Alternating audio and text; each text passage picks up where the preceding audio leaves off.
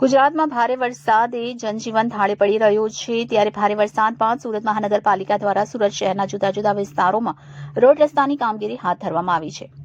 તો શહેરના 8 જેટલા ઝોનમાં રિપેરિંગ, રિસરફેસિંગ, મેટલ વર્ક કરી મોટરેબલ કરવાની કામગીરી કરવામાં આવી રહી છે. વરસાદ બાદ રસ્તાઓ બિસ્માર થતા પ્રજાજનોએ હાહાકાર મચાવ્યો હતો, જેના કારણે વાહન ચાલકોને પણ ભારે હાલાકીનો સામનો કરવો પડી રહ્યો હતો, જેને નોંધ લઈને તાત્કાલિક કામગીરી કરવાના આદેશ આપવામાં આવ્યા હતા.